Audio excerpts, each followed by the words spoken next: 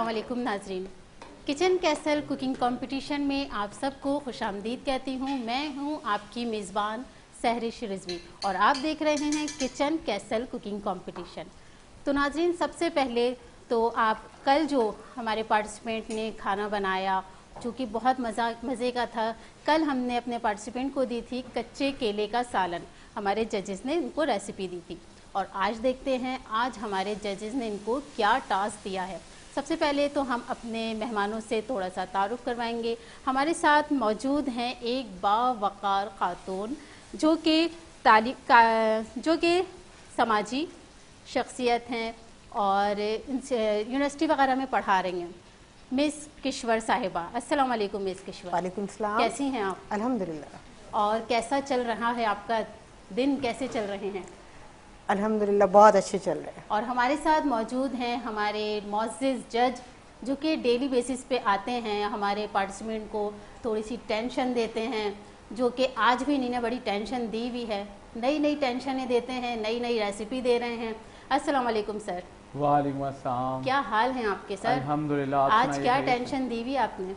आज जो है वो कॉस्ट इफेक्टिव रेसिपी है, टिंडे और जो है कीमा, इन दोनों के कॉम्बिनेशन से बता दिया था। कौन सी रेसिपी दी है?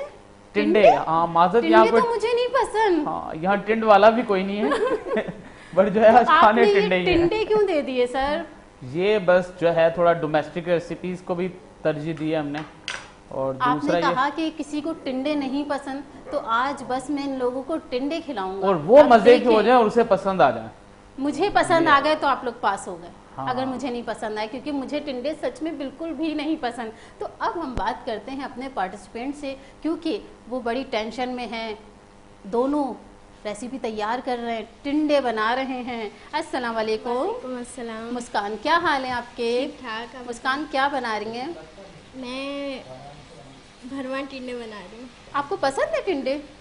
नहीं पसंद, लेकिन फिर भी शेफ इनसे टिंडे बनवाना है। जिसको नहीं पसंद वो बना रहा है। अब देखते हैं इनकी रेसिपी कैसी होती है। अस्सलाम वालेकुम हुमा। वालेकुम अस्सलाम। हुमा, क्या बना रही हैं? मैं भी स्टफ टिंडे बना रही हूँ। टिंडे इनको सर ने दिए हैं। और टिंडे आपको वैसे पसंद है? जी। टिंडे तो यानी कि आप अच्छी रेसिपी बना लेंगी। और मिस जो है कलर कॉम्बिनेशन भी ड्रेस टिंडों से मैच का ही करके कलर पहन के आई है ये। अच्छा सर, कहीं कलर देख के तो आपने टिंडे नहीं दे दिए? असल में देखिए, हम तो रेसिपी को पहले से पाइपलाइन में रखा होता है, बट मैंने देखा कि माशाल्लाह आज टिंडा मैचिंग है, तो और जो है अफसोस है हमारे साथ आज कोई टिंडा भी मौजूद होना चाहिए। टिंडे पसंद तो नहीं है? नहीं, मुझे पसंद तो है, बहुत ज्यादा नहीं, बट जो है ये काफी चैलेंजिंग रेसिपी है। इंपॉर्टेंट ये होता है कि किसी की एक्सपर्टीज चेक करनी हो, किसी को यूनिक सी डिश दे दो, उसको वो रेसिपी दे दें जो किसी को पसंद नहीं आ रही, और अगर वो अच्छी बना ले इट मीन्स अच्छी हो गई। अच्छा हुमा, आप टिंडे किस तरह से बना रही हैं? क्या उसमें कीमा भर रही हैं या उसमें प्याज तली हुई डाल रही हैं? क्योंकि अक्सर लोग टिंडे में प्याज को तल के डालते हैं, तो आप क्या डाल रही हैं? मैंने कीमा पहले तैयार किया है पूरा मसालों के साथ, उसके बाद उसके अंदर टिंडों के अंदर उसको फिल किया है। टिंडों के अंदर फिल कर दिया इन्होंने कीमा, और अब ये खिलाएंगी हमें टिंडे। अच्छा हुमा, आपने कब से कुकिंग करी? कुकिंग कब से स्टार्ट करी? मैं काफ़ी टाइम से कर रही हूँ। अच्छा हुमा, अगर आपके घर में कोई अर्जेंट मेहमान आ जाता है और 10 मिनट 20 मिनट आपको दे दिए आपकी सास ने, मेरे ख्याल से सास ही होंगी इनकी, सास ने इनके 10 मिनट दे दिए हैं, अब आप 10 मिनट में कौन सी रेसिपी अपने मेहमानों को अच्छी से बना के खिलाएंगे? 10 मिनट में कुछ मीठा, कुछ नमकीन, क्या खिला रही हैं? चाय के अलावा? चाय तो जल्दी से बन जाती है ना, चाय के साथ भी तो कुछ देना है। 10 मिनट में तो सिर्फ फ्रेंच फ्राइज ही बनेंगे। बस फ्रेंच फ्राइज बना के अगर थोड़ा टाइम और बढ़ा देंगी तो फिर मैं और चीज़ें तैयार कर सकती हूँ। चलिए, मैंने आपको 20 मिनट दिए, 20 मिनट में आप क्या बना के खिलाएंगी? मैं तो बहुत कुछ खिला लूंगी। शामी कौन कबाब आ रहे मेरे घर? शामी कबाब बना सकती हूँ। शामी कबाब अगर आपके फ्रिज में नहीं बने हुए? नहीं बने हुए तो क्या 10 मिनट 20 मिनट में बन जाएंगे? तो रसमलाई बना सकती हूँ। गुड, मैं भी रसमलाई बना के खिलाती हूँ। सेवैयाँ बना सकती हूँ बहुत सारी चीज़ें जो 10 से 15 मिनट में बना के हम खिला सकते हैं। अब हम बात करते हैं अपने जज से। जज हमारे शेफ़ आबिद बड़ी टेढ़ी टेढ़ी निगाहों से सबकी रेसिपी चेक कर रहे होते हैं कि भाई किसकी रेसिपी में कीड़े निकालने हैं, किसकी रेसिपी को ख़राब कहना है, किसकी रेसिपी को घर भेजना है। सर, किसको देख रहे हैं आप, क्या चेक कर रहे हैं हमारे पार्टिसिपेंट का? मैं तो ये देख रहा हूँ कि टिंडों की टंकी खाली करके उसके अंदर कीमा फिल कर दिया। अब जो इम्पोर्टेंट है कि वो जो कुकिंग मेथड अप्लाई कर रहे हैं उसमें जो है टिंडा बेचारे की टिंड कच्ची ना रह जाए। अगर वो रह गई तो फिर मसला वहीं अटक जाएगा, क्योंकि काफी टेक्निकल मेथड्स हैं जो दोनों जो है वो अप्लाई कर रही हैं। अच्छा सर, क्यों ना अब हम उन लोगों की बात करें जिनके बगैर हमारा शो है थोड़ा सा नामुमकिन, जो हमारे हैं स्पॉन्सर, जो हमें हमेशा सपोर्ट करते हैं और इस बार भी वो हमें सपोर्ट कर रहे हैं, उनका थोड़ा सा हम शुक्रिया अदा कर देते हैं। तो सबसे पहले हम शुक्रिया अदा करना चाहेंगे अपने डॉन ब्रेड का। डॉन ब्रेड जो पाकिस्तान की हर दिल अजीज़ बेकरी ब्रांड बन चुकी है। डॉन ब्रेड अपने ताज़ा मेयार और लजीज मसनूआत के ज़रिए हर घर का हिस्सा बन चुकी है। चाहे इनकी नर्म मुलायम डबल रोटी हो, इनके केक हों, उनके केक रस हों, या चाहे इनकी ब्रेड स्टिक हो, इनके सारे प्रोडक्ट बहुत अच्छे होते हैं, बहुत लजीज होते हैं। मैं खुद भी ट्राई करती हूँ और मेरे ख्याल से डॉन ब्रेड हर घर का हिस्सा बन चुकी है। डॉन ब्रेड आपका बहुत शुक्रिया। उसके बाद हम शुक्रिया अदा करना चाहेंगे शाहीन डेयरी का। जी हाँ, शाहीन डेयरी ख़ास मक्खन और देसी घी इनका कुदरती अज्जा से तैयार किया जाता है।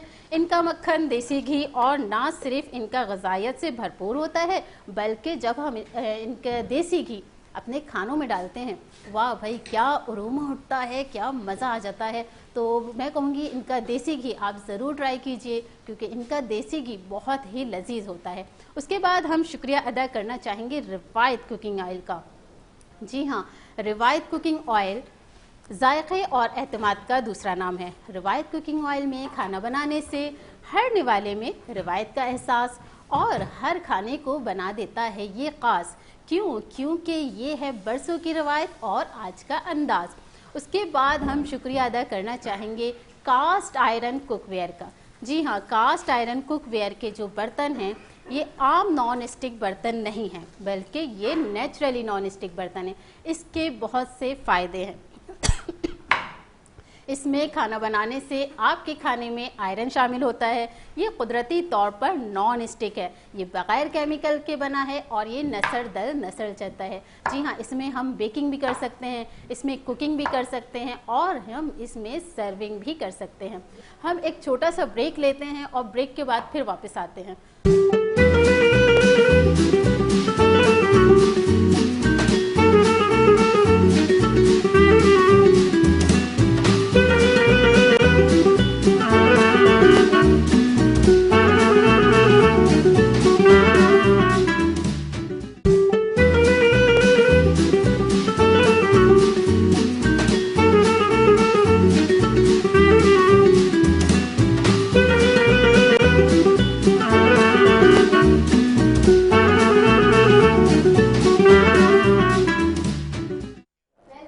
नाजरीन, तो लाइव कुकिंग चल रही है, तो लाइव कुकिंग में थोड़े से फंदे भी लग जाते हैं।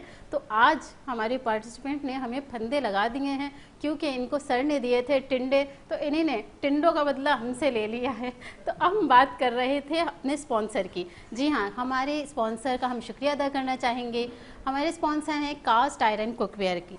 कास्ट आयरन कुकवेयर कोई आम नॉन स्टिक कुकवेयर नहीं है, इसके बहुत से फ़ायदे हैं। इसमें खाना बनने से आपके खाने में आयरन शामिल होता है। ये कुदरती तौर पे नॉन स्टिक है, ये बेकिंग के भी काम आता है, सर्विंग के भी काम आता है। जी हाँ, और ये कुकिंग के भी काम आता है। उसके बाद हम शुक्रिया अदा करना चाहेंगे नेल्स एंड पेंट का। नेल्स एंड है रंग ज़िंदगी का। ये आला मेयार का बेहतरीन पेंट है जो कम मकदार में ज़्यादा एरिया को कवर करता है। नेल्स एंड गुज़िश्ता 25 सालों से अपने सारिफिन के लिए आला मेयार का पेंट फराहम कर रहा है, क्योंकि नेल्सन पेंट जानता है आपके लिए आपके घर हैं कितने ख़ास। अब हम चलते हैं अपने आज के प्यारे से मेहमान की जानिब। जी हाँ, बड़ी इंतज़ार कर रही हैं हमारी मेहमान, जो हैं बड़ी खामोश सी बैठी हुई हैं कि कब हमसे बातचीत होगी। जी मिस किश्वर, मैं आ चुकी हूँ आपके पास। तो आप मुझे बताइए कि आपने तालीम के मैदान में अपने 37 साल गुजारे, तो इसका सफ़र आपका कैसा रहा? अस्सलाम वालेकुम। वालेकुम अस्सलाम। 37 years जी, गुजर गए पता ही नहीं जब चला। हाँ पता ही नहीं चला, क्योंकि तालीम का शोबा ऐसा शोबा है कि आप सीखते भी हैं और सिखाते भी हैं। बिल्कुल ऐसा ही है, जितना जब सिखाएंगे start- हाँ, उतनी हमारी तालीम में इजाफा होता बिल्कुल रहेगा। बिल्कुल। जब मैंने अपनी ये शोबा अपने लिए मुंतखब किया तो एक्चुअली मुझे अपने जो टीचर्स थे उनसे बहुत लगाव था और अर्ली एज में ही मैंने टीचिंग स्टार्ट कर दी। उस वक्त खुद कहना चाहिए क्योंकि नौजवान थी तो जज्बाती ज़्यादा थे। आहिस्ता आहिस्ता तहम्मुल आने लगा और पता चलने लगा कि नहीं, तालीम देने के लिए जो हमें बताया गया है उसमें प्यार मोहब्बत से देना बहुत ज़रूरी है। बिल्कुल ऐसा ही है। और अल्हम्दुलिल्लाह 37 साल गुजरने के बाद इतनी हज़ारों बच्चे होंगे और वो कहाँ कहाँ चले गए हैं वो तो मुझे जानते होंगे। कोई ऐसा लम्हा आया कि आपके पास बच्चा डॉक्टर बन के आ रहा है या इंजीनियर बन के आ रहा है और वो आपको सलाम कर रहा है और आपने उसको नहीं पहचाना, आपने कहा नहीं बेटा मैं आपको नहीं पहचानती? जी, तकरीबन आज से 11 साल पहले की बात है। मैं मरी माल रोड पर गई थी तो वहाँ मैं अपने बेटे के साथ गई हुई थी। तो इत्तेफाकन एक साहब ने मुझे, कोई नौजवान लड़का था, उसने मुझे सलाम किया। सही। तो मैंने सलाम का जवाब तो दे दिया लेकिन मुझे समझ में नहीं आ रहा था वो बच्चा है कौन। तो उसने कहा कि मैं, आप कैसी हैं, आपने पहचाना नहीं मुझे? तो मैंने कहा नहीं बेटा मैंने तो आपको नहीं पहचाना। तो उन्होंने अपना नाम बताया कि मैं आमिर हूँ। बिल्कुल। और फिर उन्होंने वो चीज़ भी बताई जिससे मुझे याद आ गए कि आपने मुझे मारा था, कब मारा था, कि मैंने ऐसे आप पिटाई वाली भी बदतमीजी की थी। टीचर हैं जब भी वो बच्चा आपको नहीं भूले, क्योंकि जो टीचर हमारी सख्त होती हैं हम उन्हीं को नहीं भूलते। जो हमारी नरम टीचर होती है ना, जो हमसे प्यार मोहब्बत से बात करती हैं, हम उनको भूल जाते हैं, अपनी सख्त टीचर को कभी नहीं भूलते। और वो वहाँ जो है वो मरी में एसी की पोस्ट पर मौजूद थे माशाल्लाह, और अपनी वाइफ के साथ मौजूद थे। एक वो बच्चा जो दाढ़ी मूछे के बगैर है और एक वो जो अपने बच्चे के साथ आ रहे हैं कहाँ पहचानेंगे हम? बिल्कुल। तो देखकर बहुत खुशी हुई कि अल्हम्दुलिल्लाह जिनको पढ़ाया वो आज माशाल्लाह से सायेदार खुद बन गए दरख्त। तो फख्र महसूस होता है, बहुत फख्र महसूस होता है जब बच्चे कुछ बन के आते हैं अपनी टीचर के पास, दाढ़ी मूछे लगा के जी, आते हैं, बिल्कुल। तो फिर ज्यादा फख्र महसूस होता है जी। अच्छा, आजकल के बच्चों की तालीम और तरबियत में क्या फ़र्क महसूस करते हैं आप? देखिए सहर, जिस टाइम में हम लोगों ने एजुकेशन हासिल की तो हमारे जो वालिदैन थे या हमारे जो बड़े बहन भाई थे वो बहुत ज़्यादा इस बात की करते थे कि तालीम जो है वो बहुत ज़रूरी है। बिल्कुल। और किसी भी मामले में वो तालीम के आगे कोई ऐसा नहीं था कि कॉम्प्रोमाइज़ करें। और जो हमारे टीचर्स थे उनको भी यही कहा जाता था। अच्छा, टीचर्स भी माशाल्लाह बहुत अच्छे थे कि उनसे इंस्पायर होकर मैंने तो जो है वो अख्तियार किया ये शोबा। और आज का अगर हम देखते हैं, उस ज़माने में, जिस ज़माने की मैं बात कर रही हूँ, उस ज़माने में ये ट्यूशन जाने वाले बच्चे नहीं होते थे। और अब तो हर बच्चा ट्यूशन तो जा रहा है। अगर बच्चा ट्यूशन के बगैर ट्यूशन तो पे तालीम नहीं जा रहा है लग तो रही है। टीचर भी खुद कहता है कि आपका आप बच्चा ट्यूशन नहीं जा रहा है, इसलिए ट्यूशन तो क्यों वीक नहीं हो रहा जा है। रहे हैं, आप ट्यूशन पे लगाइए अपने बच्चे को। और बिल्कुल ऐसा पेरेंट्स ही भी है। बड़े फख्र से बताते हैं हमने फलानी एकेडमी में किया हुआ है। यानी जो वालिदैन का या बड़े बहन भाइयों का, घर वालों का जो पढ़ाने का जो तरीक़ेकार था, बच्चे की तरबियत करने का जो था, वो सब खत्म हो गया है। स्कूलों और जो एकेडमी है वहाँ चले गए हैं और वालिदैन ने अपनी जिम्मेदारी जो है वो अपने पास से अच्छा, खत्म कर आप दी है। प्राइवेट स्कूल और गवर्नमेंट स्कूल में क्या फ़र्क महसूस करते हैं? क्योंकि प्राइवेट साल में पहले, हाँ। क्योंकि काफ़ी वालिदैन ऐसे हैं जो चाहते हैं कि हमारा बच्चा पढ़े, प्राइवेट स्कूल में पढ़े, लेकिन फीस की वजह से वो नहीं पढ़ा पा रहे। हाँ, देखें सर, इसमें मैं बात करूंगी कि हमारे जो डायरेक्टर ऑफ प्राइवेट इंस्टीट्यूशंस की जो मैडम है, मैडम राफिया मल्ला, उन्होंने उसमें बड़ा कोऑपरेट किया है। काफ़ी उन्होंने जो है इकदाम ऐसे किए हैं जिसमें जो स्कूल कारोबार कर रहे हैं या फीसें बहुत ज़्यादा हैं तो उस पर उन्होंने इस पर इकदाम किया है। लेकिन बात वहीं आ जाती है क्योंकि महंगाई बहुत ज़्यादा है और लपेटे में आते हैं वो स्कूल जो कि छोटे हैं। मैक्सिमम जो हमारे यहाँ बच्चों से जो फीस ली जाती है छोटे एरियाज में अगर हम देखें तो 1200 से 1500 रुपए है जी। लेकिन उसी तरह से हाथी वाले भी स्कूल मौजूद है जिन्हें हम सफ़ेद हाथी कहते हैं कि वो हज़ारों में फीसें ले रहे होते हैं, जिसकी वजह से वो वालिदैन जो सफ़ेद पोशेंगे वो अपने बच्चों को चाहते हैं अच्छी एजुकेशन दी जाए, लेकिन वो नहीं दे पा रहे। नहीं दे इसलिए नहीं पा रहे ना। देखिए हमारे यहाँ जो सिस्टम है वो यकसा नहीं है। हमारे यहाँ 3 सिस्टम चल रहे हैं। मदरसा सिस्टम चल रहा है, एक हमारा ओ लेवल कैमरी सिस्टम चल रहा है, और एक हमारा चल रहा है ये प्राइवेट बच्चों का, और तीसरा उसको हम थोड़ा सा हटा देते हैं तो गवर्नमेंट सिस्टम है। तो अगर एक सिस्टम होगा, एक सिलेबस होगा, तो उससे फ़ायदा ये होगा कि तमाम बच्चों के पास एक जैसी एजुकेशन होगी और एक जैसा मयारे ज़िंदगी जो है वो अपना सकेंगे। बिल्कुल ऐसा ही है, क्योंकि आजकल तो ये है ना कि लोग जो गवर्नमेंट स्कूल की टीचर्स हैं उनके बच्चे भी प्राइवेट स्कूल में पढ़ रहे हैं, लेकिन अपने बच्चों को अपने ही स्कूल में नहीं पढ़ा पा रही हैं। और देखें, एक बड़ी जो है बात जो हमें समझ में आती है, पूरा जितना भी इस वक्त तालीम का जो बोझ है वो तकरीबन 80% है जो कि प्राइवेट स्कूल्स ने लिया हुआ है, लेकिन गवर्नमेंट जो है उस सिलसिले में प्राइवेट स्कूल्स के ऊपर कोई ऐसे इकदाम नहीं करे कि जिसकी वजह से जो है वो प्राइवेट स्कूल जो है अपने बच्चों को सहल तरीके से कम पैसों में एजुकेशन दे सकें। जैसे कि हमारे जो गवर्नमेंट स्कूल हैं वहाँ पर जो एजुकेशन दी जा रही है फ्री ऑफ कॉस्ट है। तो अगर यही सिस्टम अगर प्राइवेट वालों के साथ भी कर दिया जाए, उनको एक स्टैंडर्ड दे दिया जाए और वही जो सिलेबस है वहाँ भी पढ़ाया जाए, तो मैं नहीं समझती कि कोई भी बच्चा पाकिस्तान का जो है वो तालीम याफ्ता नहीं हो सकेगा। सही। अच्छा, गवर्नमेंट का हर कोई टीचर बनना चाहता है, हर कोई कहता है मुझे गवर्नमेंट के टीचर बनना है, लेकिन क्यों अपने बच्चों को गवर्नमेंट स्कूल में नहीं पढ़ाते? क्यों कहते हैं कि नहीं हमारा बच्चा गवर्नमेंट स्कूल में नहीं पढ़ेगा, हम गवर्नमेंट स्कूल में जॉब कर लेंगे, हम गवर्नमेंट स्कूल की टीचर बन जाएंगे, ऐसा क्यों? अच्छा देखें, उसमें फी ज़माना अगर मैं देखूं तो पहले तो किसी वक्त में ये मौजूद था, पिछले तकरीबन एक दिहाई में तो ये हुआ है कि जो गवर्नमेंट स्कूल है उसके टीचर जो थे वो सही से पढ़ाते नहीं थे, बैठे रहते थे। वो गवर्नमेंट स्कूल की ये जॉब जो है वो इसलिए करना चाहते हैं। प्राइवेट स्कूल में पूरी तरीके से फ़राइज़ मनसबी आपको अदा करने होते हैं। अपने बच्चों को प्राइवेट स्कूल में वो इसलिए डालना चाहते हैं क्योंकि वो जानते हैं कि जो कुछ उन्होंने हाल किया है गवर्नमेंट स्कूल का, तो उनके बच्चे का भी वही होगा ना कि हम खुद पढ़ा रहे हैं, हम पढ़ा ही नहीं रहे ना, हमें पता है कि स्कूल में पढ़ाई नहीं हो रही है, हम जाके चाय पी के जी समोसे खाकर और 20 मिनट का पीरियड लेकर वो जनाब, उसमें भी बहुत बड़ी बात हो जाती है 20 मिनट का कोई पीरियड। और फिर जब पेपर होने वाले होते हैं, जब क्या होता है, बेटा ये कॉपी रखिए, इसको फिल करो, जी अभी कंप्लीट करो ना, अभी हो गया सिलेबस हमारा कंप्लीट। जी जी, ये है गवर्नमेंट स्कूल की बात। ऐसे कौन से इकदाम हैं? जैसे एक तो आपने बताया कि कंसिस्टेंट जो है वो स्टैंडर्ड है, वो तमाम स्कूल सेम ही फॉलो करें, बिल्कुल ठीक है। इसके अलावा कौन सी ऐसी तदबीर है जिससे स्टार्ट लेकर इसको उस डेवलपमेंट की तरफ ले जाया जाए कि देखिए तालीम तो सबका बुनियादी हक है और असल हक जिम्मेदारी है वो गवर्नमेंट की कि वो प्रोवाइड करे। तो वो कौन से ट्रैक या क्या ऐसा है आप मैसेज देंगे कि वो अचीवमेंट के लिए इतना माशाल्लाह मोर देन 3 डेकेड्स आपका एक्सपीरियंस है कि उस पैटर्न पे जाएं? देखें, अगर हम इंटरनेशनल उसमें देखें तो तमाम जितने भी तरक्की याफ्ता ममालिक हैं वहाँ पर एजुकेशन का मेयार जो है वो सिर्फ रट्टाफिकेशन नहीं रह गया, किताबें नहीं रह गई हैं। और अनफॉर्चुनेटली पाकिस्तान में आज भी हम जो 70 साल पहले 75 साल पहले हमारे पास जो सिस्टम छोड़ के गए थे वही सिस्टम आज भी मौजूद है।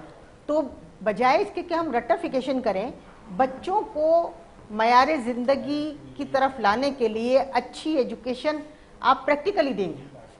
ये जो किताबें पढ़ाने का है वो कहाँ हमारी जो प्रैक्टिकल लाइफ है, आप ये बताइए कि वो जो आपको फिजिक्स में जो दिखाया जाता है वो कहाँ हमारी प्रैक्टिकल लाइफ में जो है वो तमाम चीज़ें होती हैं। वो जो प्रैक्टिकल आपको बायो में या केमिस्ट्री में करवाए जाते हैं या मैथमेटिक्स में करवाए जाते हैं, वो फार्मूले कहाँ यूज़ होते हैं? अच्छा, क्योंकि आप एक टीचर हैं, अभी शो से पहले जैसे हमारी गपशप हो रही थी, हमारी बातचीत हो रही थी कि पहले जो कोर्सेज होते थे तो हमारी क्लासों में इकोनॉमिक्स भी होती थी, होम इकोनॉमिक्स भी होती थी, और होम इकोनॉमिक्स अब क्यों नहीं है? तो हमारी ये बातचीत हो रही थी अब मिस से ब्रेक से पहले ही। तो मिस आप क्या कहती हैं, क्या होम इकोनॉमिक्स अब दोबारा से आनी चाहिए? बिल्कुल आनी चाहिए। देखिए होम इकोनॉमिक्स के होने का पहले ये होता था कि उसमें अंडा उबालना भी सिखा रहे हैं, ये भी बता रहे हैं। हमारे एक चैप्टर होता था जिसमें बताते थे कि खराब अंडा आपको कैसे पता चलेगा और सही अंडा आपको कैसे पता चलेगा। लेकिन अब अगर हम किसी से पूछें, किसी स्टूडेंट से पूछें बेटा इसमें से सही अंडा कौन सा है, खराब अंडा कौन सा है, लेकिन वो नहीं बता पाता। तो क्या ये दोबारा सब्जेक्ट आने चाहिए? बिल्कुल आना चाहिए, क्योंकि फी ज़माना आप ये देखिए कि अगर ये हुनर की तरीके से जैसे हमारे ये किचन में काम हो रहा है, तो यही जो बच्चियां हैं अगर चाहें तो इसको अपना जो है वो एक प्रोफेशन बना सकती हैं, इससे अपने घर के लिए आमदनी का ज़रिया पैदा कर सकती हैं। तो अगर हम उन क्लासेस में हम तो जब प्राइमरी क्लासेस में होते थे उस वक्त भी हमारे आर्ट एंड क्राफ्ट के जो पीरियड होते थे उसमें एम्ब्रॉयडरीज वगैरह तमाम जी, चीज़ें बिल्कुल। सिखाई जाती थी, और उससे फ़ायदा ये होता था कि घर बैठे ही आपको तमाम चीज़ें आपको पता चल जाती, घर वाले भी बहुत तवज्जो देते थे। इसी तरीके से जो होम इकोनॉमिक्स का सब्जेक्ट था उसमें बच्चियों को बहुत अच्छे तरीके से तमाम चीज़ें बनानी सिखाई जाती थी। तो उससे ना सिर्फ ये कि बच्चा मैट्रिक तक, बच्चियां जो होती थी उनको घर बैठे मैट्रिक में सिलाई भी कुछ ना कढ़ाई ये कुछ तमाम आ चीजें जाता था, आ लेकिन जाती अब थी। सिलाई कढ़ाई तो कुछ भी नहीं कुछ भी नहीं है, सब ये उसको कहते हैं समझा नहीं जाता कुछ भी। हमें तो बिल्कुल भी सिलाई नहीं आती, हमें तो सिलाई से चिढ़ है जी। तो अब हम अपने थोड़े से पार्टिसिपेंट से भी बातें करते हैं, बड़े मसरूफ हैं भाई। कहाँ तक आपकी रेसिपी पहुंची? बस कंप्लीट होने वाली है। कंप्लीट होने वाली है। मुस्कान, अगर आप यहाँ से जीत के जाती हैं तो सबसे पहले गले लगेंगी अम्मी के, या अम्मी को अपना कैश प्राइज दे देंगी? गले लगूंगी। कैश प्राइज नहीं देंगी? आपको पता है कैश प्राइज कितना है? पता है, बताइए ना। 50,000। 50,000 हमारा कैश प्राइज है। और हुमा, आप बताएं, बड़ी खामोश खड़ी हुई हैं, आप बताएं जब आप अगर यहाँ से कैश प्राइज अपना जीत के जाएंगी तो सबसे पहले अपनी खुशी किसको बताएंगी? सबसे पहले अम्मी को बताऊंगी, फिर अपने हस्बैंड को बताऊंगी। कैश प्राइज कोई किसी को नहीं देगा। आप ये देखें नाजरीन, नहीं, कैश कोई प्राइज भी ये नहीं कहता है कि कैश प्राइज में जाके अपनी अम्मी को दे दूंगी, अपने हस्बैंड को दे दूंगी। सब ये कहते हैं कि कैश प्राइज जब हमें मिलेगा अम्मी को गले लगा लेंगे, हस्बैंड को खुशी की बात बता देंगे, लेकिन कैश प्राइज का किसी को नहीं बताएंगे। अच्छा, आप लोग मेरे पास देख रहे होंगे एक छोटा सा बाउल, इसमें हैं हमारे वो नाम जो हमारे पार्टिसिपेंट एलिमिनेट हुए हैं। तो आज क्या कहें कि इस बाउल में जो नाम है, क्या हम एक और पर्ची निकाल लें, एक और नाम किसी को बताएं कि कौन आ रहा है हमारे पास सेकंड राउंड में? अभी बताएं सर कि बाद में बताएं? कि एंड तक थोड़ा सा एंड तक सस्पेंस क्रिएट होना इंतज़ार, यानी कि दोबारा हमारे पार्टिसिपेंट इंतज़ार करें। चलें भाई, अब चूंकि हमारे शेफ़ ने कह दिया, हमारे जज ने कह दिया, तो आपको करना पड़ेगा थोड़ा सा और इंतज़ार। देखते हैं कि सेकंड राउंड में हमारे पास कौन आ रहा है, किसको एक मौका मिल रहा है दोबारा वापस आने का। अच्छा सर, जो सेकंड राउंड में जैसे हमने कल भी एक नाम निकाला था, मेरे ख्याल से अहमद मलिक का नाम निकला था, तो अहमद मलिक आप वापस आ रहे हैं हमारे सेकंड राउंड में। सर, अहमद मलिक जब वापस आ रहे हैं तो कौन सी हार्ड आप डिश देंगे या तभी बताएंगे, या उनका थोड़ा सा नर्म मिजाज कर देंगे, या और ज़्यादा सख्त हो जाएगा? जैसे आपके साथ कुछ रेसिपी की लिस्ट शेयर हुई है जो कंटेस्टेंट के साथ हम नहीं शेयर कर दे, on at the same day करते हैं, या फिर कुछ टेक्निकल चीज़ें हैं तो उन्हें हम प्रैक्टिस के लिए 1-2 दिन पहले बता देते हैं कि इससे कुछ मिलता जुलता होगा आपका, ताकि वो मेंटली प्रिपेयर्ड रहें। तो ये सब सीक्रेट हैं, सरप्राइजेस हैं, और मेरे ख्याल से जो है कुकिंग में we are the fire player, तो हमें थोड़ा सा जो है मेंटली भी फायरी होना चाहिए। अच्छा, प्रेशर देंगे आप, प्रेशर कुकर नहीं देंगे जिससे आप सीटी नहीं सिट्टी घुमाएंगे इन सब की। ऐसा ही है।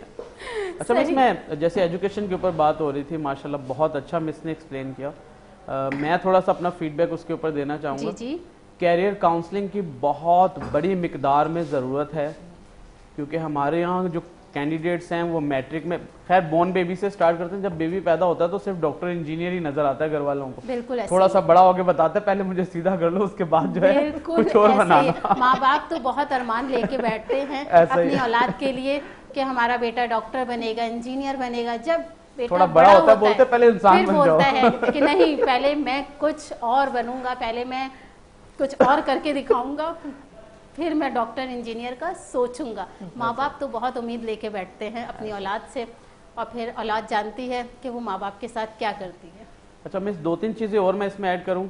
देखिए, कैरियर काउंसलिंग के लिए इंपॉर्टेंट ये है कि फर्स्ट डे से आपका ट्रैक, आपका विजन क्लियर होना चाहिए कि आप मुस्तकबिल में क्या करना चाहते हैं। फॉरेन का मिस ने थोड़ा फॉरेन कंट्रीज का जिक्र किया, वहाँ क्या है कि एकेडमिक के साथ साथ आपकी जो आपका पेशा आपने चूज किया है उसकी ट्रेनिंग होती है। अगर आप कुकिंग करना चाहते हैं तो एक्स्ट्रा करिकुलम में जो एक्टिविटीज हैं, ट्यूशंस के बजाय उस पेशे की ट्रेनिंग करवाते रहते हैं वो।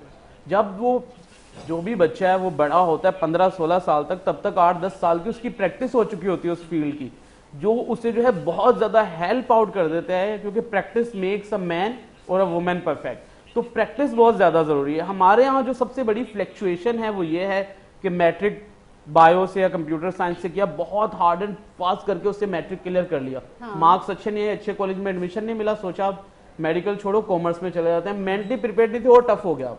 बिल्कुल वो फिर सर। दो अच्छा तीन ये भी सपने तो देखे। है कि हम सिर्फ ये सोचते हैं कि हमारा बच्चा डॉक्टर बने, इंजीनियर बने, लेकिन देखा जाए आजकल हमारे शेफ जो कि पाकिस्तान में उन्होंने नाम रोशन किया है, जुबैदा आपा हैं, शेफ़ हमारी जुबैदा आपा हैं, शेफ़ गुलजार हैं, शेफ़ असद हैं, इन सब ने एक नाम रोशन किया है। तो ऐसा क्यों कि हमारे वालिदैन सिर्फ शेफ़ का ही ना सोचते हैं, जबकि मेरे ख्याल से एक शेफ़ की जो लाइफ है वो घर में भी अच्छा बना के दे रही है, हमारे घर में भी अच्छा बना के दे रही है, और हमारे रेस्टोरेंट में भी बहुत, जब आपने कल भी कहा था कि लड़कों में जायका ज़्यादा होता है हाथ में, लड़के हो के भी लोग काम कर रहे हैं, तो क्यों ऐसा हम नहीं सोचते कि शेफ़ की भी लाइफ अच्छी है?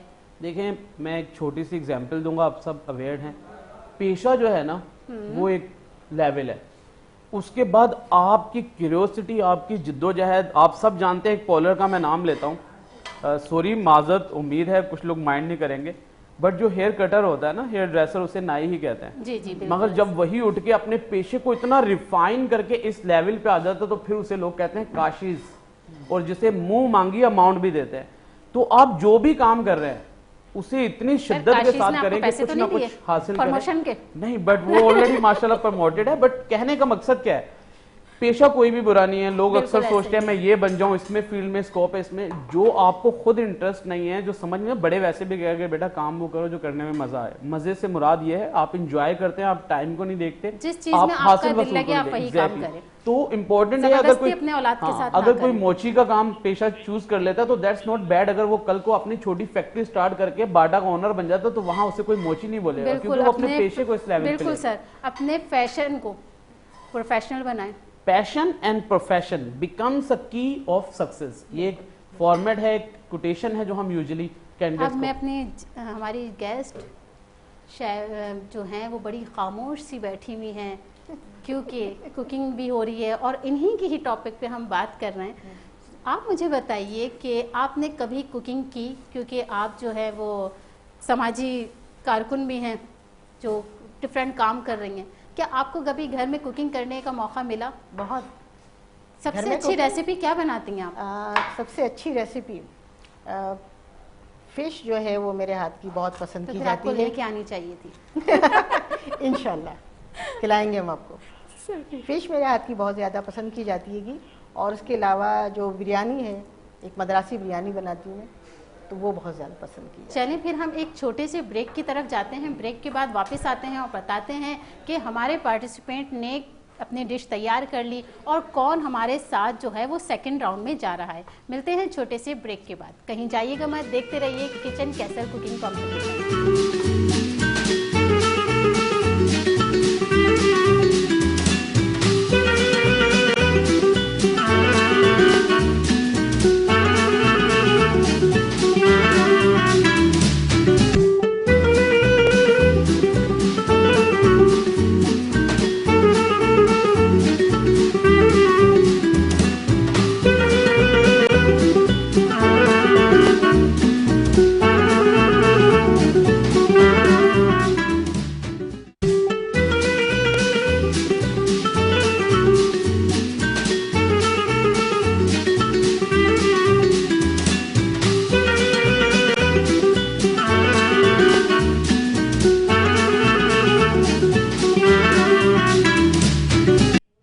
वेलकम बैक नाजरीन। तो हमारी डिशेस जो हैं वो तैयार हो चुकी हैं और शेफ जो हैं हमारी जजमेंट कर रहे हैं।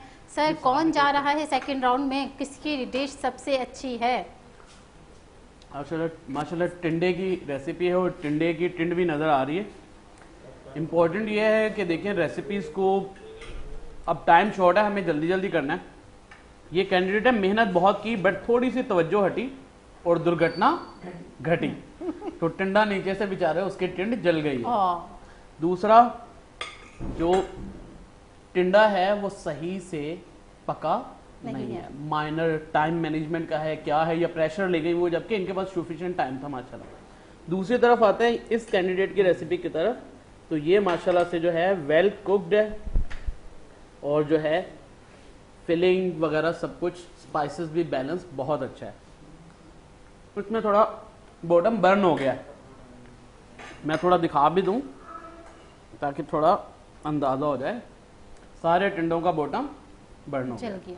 तो बस एक मजीद आज एक्सप्लेनेशन की जरूरत नहीं है। तो बस तो जल्दी जो से है मुझे टाइम बता शॉर्ट, दें कि हमारे जल्दी से। थर्ड राउंड में कौन जा रहा है। ये हैं जी विनर। क्या नाम है आपका? मुस्कान। मुस्कान। मुस्कान है मेरी विनर तरफ से हमारी। winner के लिए। और ये रेसिपी 5।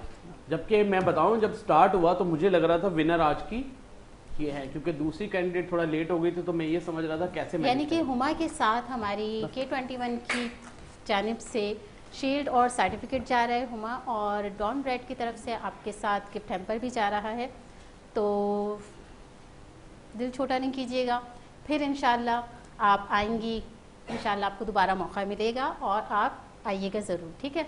अच्छा भाई, अब हमारा क्योंकि टाइम बहुत शॉर्ट है, एंडिंग चल रही है, तो छोटा सा हम स्पॉन्सर का भी शुक्रिया अदा कर देते हैं। हम अपने तमाम स्पॉन्सर का शुक्रिया अदा करते हैं। हमारा डॉन ब्रेड है। डॉन ब्रेड, आपका बहुत शुक्रिया कि आपने हमें स्पॉन्सर किया। उसके बाद हम शुक्रिया अदा करना चाहेंगे शाहीन डेयरी का। शाहीन डेयरी, आपका बहुत शुक्रिया कि आपने हमारे शो में स्पॉन्सर किया। उसके बाद हम शुक्रिया अदा करना चाहेंगे रिवायत कुकिंग ऑयल का। जी हाँ, रिवायत कुकिंग ऑयल, आपका बहुत शुक्रिया कि आपने हमारे शो में स्पॉन्सर किया, क्योंकि परसों की रिवायत है और आज का अंदाज़। उसके बाद हम शुक्रिया अदा करना चाहेंगे अपने कास्ट आयरन कुकवेयर का। जी हाँ, कास्ट आयरन कुकवेयर के जो बर्तन हैं वो नेचुरली नॉन स्टिक हैं, ये नसर दर नसर चलते हैं और ये सिर्फ गिर के टूटते हैं। उसके बाद हम शुक्रिया अदा करना चाहेंगे ग्रीन किचन क्लीनर का। जी हाँ, ग्रीन किचन क्लीनर के जो हमारे बर्तन गंदे हो जाते हैं, तो अगर आप वो जल्दी से अपने बर्तन धोना चाहते हैं तो आप ग्रीन किचन क्लीनर का डिश वॉश यूज़ कीजिए और अपने बर्तन झटपट से जल्दी से धो लीजिए।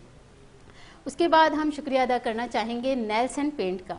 जी हाँ, नेल्सन है रंग ज़िंदगी का। ये आला मेयार का बेहतरीन पेंट है जो कम मकदार में ज़्यादा एरिया को कवर करता है। नेल्सन पेंट गुज़िश्ता 25 सालों से अपने सार्फिन को आला मेयार का बेहतरीन पेंट फ्राहम कर रहा है, क्योंकि नेल्सन पेंट जानता है आपके लिए आपका घर है बहुत ही ज़्यादा ख़ास। जी हाँ नाजरीन, अब क्योंकि टाइम बहुत ही शॉर्ट है, हमारा एंड की तरफ जा रहा है। अब मैं चाहूँगी अपने शेफ़ से कि जल्दी से एक पर्ची निकाल के बता दीजिए कि हमारे सेकंड राउंड में कौन आ रहा है। तो मैं चाहूँगी कि हमारी जो गेस्ट हैं वो निकाल लें। वो निकालें। मिस, एक पर्ची निकाल दें। लकी पर्सन आप ही चूज कर रही हैं। बिस्मिल्लाह। आबिदा जबीन। आबिदा जबीन, आप वापस आ रही हैं हमारे सेकंड राउंड में। आबिदा, आपको बहुत बहुत मुबारक हो कि आप हमारे सेकंड राउंड में वापस आ रही हैं। बस अब आज जो है वो जायक़े और मेहनत की यादें जो हैं वो हमारी कैमरेमैन ने समेट ली हैं, एक छोटे से लम्हे में सिमट चुकी हैं। तो इनके ख्वाब जो ये लोग आती हैं हमारे पार्टिसिपेंट, ये अपने दिल में बहुत ख्वाब लेके आती हैं जो इंशाअल्लाह आगे तक के देखते हैं कौन जाता है। तो बस नाजरीन, क्योंकि वक्त हो गया है ख़त्म, अब कल फिर मिलेंगे नई मेहनत, नए टैलेंट और नए जज्बे के साथ। तब तक के लिए हमें इजाज़त दीजिए। अल्लाह हाफिज़। पाकिस्तान जिंदाबाद।